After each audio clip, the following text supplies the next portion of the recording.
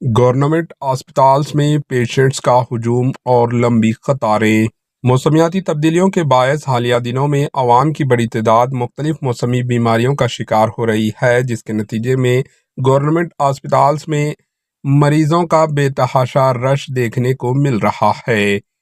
لوگوں کی بڑی تعداد علاج کے لیے سرکاری اسپتالوں کا رخ کر رہی ہے، جس کی وجہ سے اسپتالوں میں مریضوں کی قطاریں لگی ہوئی ہے اور عاملہ مریضوں کا بوجھ سنبھالنے میں مشکلات کا شکار ہیں۔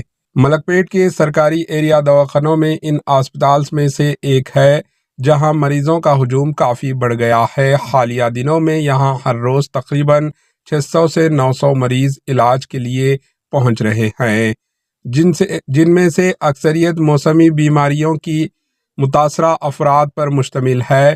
ان میں بخار، فیور، زکام، کھانسی اور دیگر وائرل انفیکشنز کے پیشنٹ شامل ہیں، جو خاص طور پر بارش کے بعد زیادہ پھیل رہا ہے۔ اسپتال انتظامیہ اور ڈاکٹروں کے مطابق زیادہ تر پیشنٹ سانس کی بیماریاں اور وائرل انفیکشن میں مبتلا ہیں، جو کہ موسمیاتی تبدیلیاں اور نمی کے باعث پھیلتی ہے۔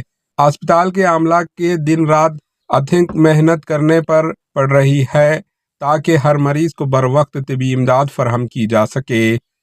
حکومتی سطح پر عوام کو احتیاطی تدابیر اپنانے کی ہدایت کی جا رہی ہے، جیسے کہ صاف پانی کا استعمال، حفاظان صحت کا خیال رکھنا اور متاثرہ افراد سے فاصلہ برقرار رکھنا تاکہ بیماریوں کے پھیلاؤ کو روکا جا سکے۔ اس کے باوجود موسمی بیماریوں کا پھیلاؤ تیزی سے بڑھ رہا ہے اور سرکاری اسپتالوں میں اس مسئلے سے نمٹنے کے لیے مزید اقدامات کی ضرورت محسوس کی جا رہی ہے۔ Bureau report, AHN news.